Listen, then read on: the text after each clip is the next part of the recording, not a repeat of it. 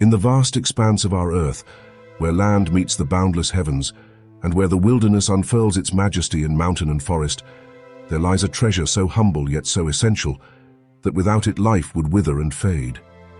Water. It is a resource older than the mountains themselves, flowing with a steady pulse through the veins of the earth. From the mighty oceans to the hidden wells beneath our feet, water reveals itself in various forms, each with its own purpose and power.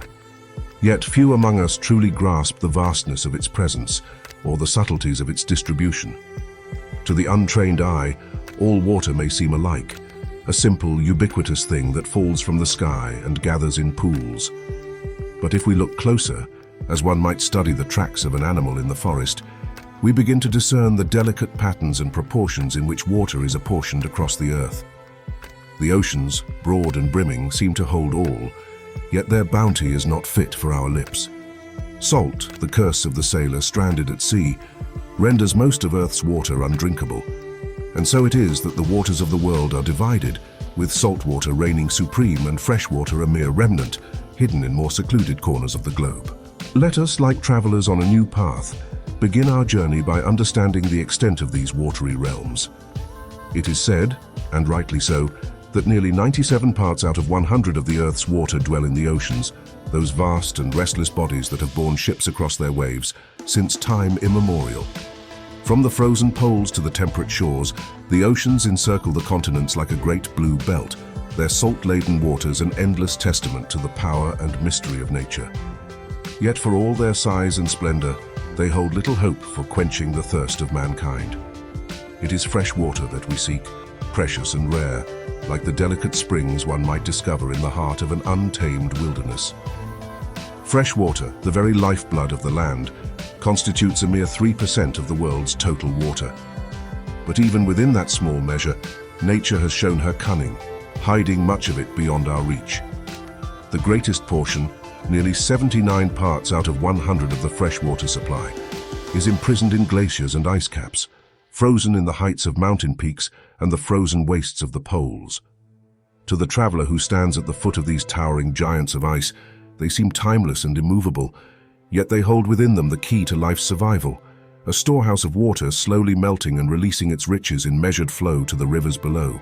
Beneath the ground in aquifers unseen lies another hidden reserve, groundwater.